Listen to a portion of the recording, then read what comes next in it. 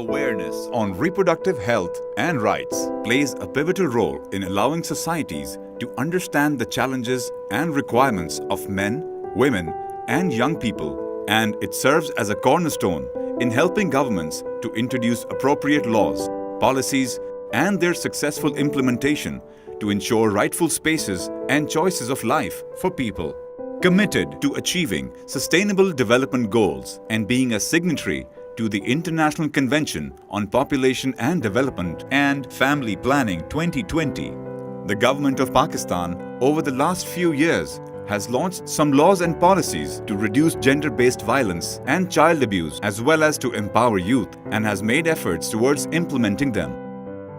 However, reluctance prevails while discussing issues related to reproductive health and rights at a societal level. And hence, it serves as a major hindrance in spreading awareness on the subject, leaving scores of individuals, young people in particular, vulnerable to abuse, exploitation, and life-threatening diseases like hepatitis B and C, HIV, AIDS, etc. Therefore, to support the government in its ongoing efforts and with the objective to map the precise situation with regard to reproductive health and rights in the country, Awaz Foundation, Pakistan Center for Development Services, with support from Amplify Change and with the help from 44 partner organizations from across the country, launched a first-of-its-kind program titled Ujala that creates rightful spaces and choices of life for young people in Pakistan. Under the initiative, a comprehensive research on the state of reproductive health and rights with a focus on rights was conducted in 44 districts across Pakistan. Some key findings of the research reveal that 73.1% of the respondents had no counseling services in their area to provide awareness on competitive skills, body rights, challenges associated with puberty changes, and consequences of risky behaviors, even though 78.5% were in favor of such initiatives.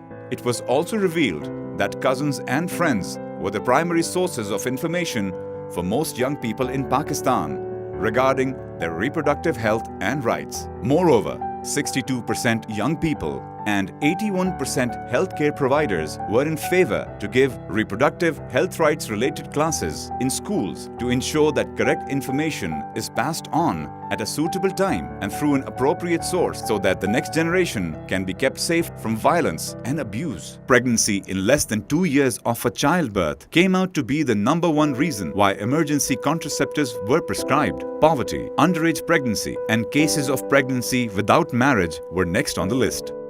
A significant number of adults, healthcare providers, and young people who were interviewed conceptually lacked awareness on HIV, AIDS. 73.8% adults and 81.3% young people were firmly of the view that their confidentiality regarding reproductive health issues is not kept private by healthcare providers, and that there is a need to train the staff on privacy and confidentiality protocols. From the responses, it was evident that a significant number of respondents knew of incidents where young people, especially girls, were forced into marriage. 69% of adults, 77% of healthcare providers, and 68% young girls who were interviewed during the research believed that the ideal marriage age for girls is somewhere between 22 to 24 years, while for boys, it was considered to be between 24 to 28 years. Respondents were also of the view that 18 years is far too early an age to marry girls. Early, forced, and child marriages, as well as exchange marriages, were the most common of the different undesirable marriage customs prevalent in the country. Respondents were also of the view that 79% people in the society treat the transgender with disrespect. 54.6% adults shared that despite restrictive laws, health facilities are offering services relating to abortion. However, only 36.2% adults were satisfied from the quality of post-abortion services. 11.6% of the adult respondents and 14.8% of the healthcare providers also reported of being victims of marital rape. 75% people living with disabilities shared that they have experienced gender-based violence at least once in their lifetime, and hence, people living with disabilities emerged as the most affected group because of crimes relating to gender-based violence. It was also revealed that despite the need, influential figures, including religious leaders landlords, MNAs, and MPAs hardly ever made an effort at the community level to speak about issues relating to reproductive health and rights. In light of the findings that came out of the research, Awaz Foundation Pakistan and its partners made a list of recommendations. These recommendations highlight the need for the government to run behavioral change campaigns with the objective of making communities more receptive to the idea of reproductive health and rights education for their children. It was also identified that portrayal of women in media needs to significantly improve so that the masses begin to accept them in more empowered roles. Moreover, it was also acknowledged that there is a need for the government and the civil society to work in collaboration so that reforms can be introduced in the educational curriculum to add information on reproductive health and rights. School teachers and healthcare providers can be provided essential training on the subject. Steps can be taken to ensure that healthcare providers have access to schools where they are able to freely hold informational seminars with students regarding their reproductive health.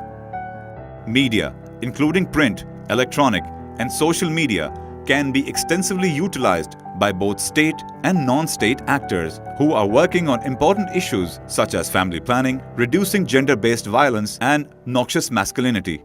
Rules of business for all existing laws aimed at curtailing gender-based violence can be formalized by the provinces on priority to ensure their immediate implementation.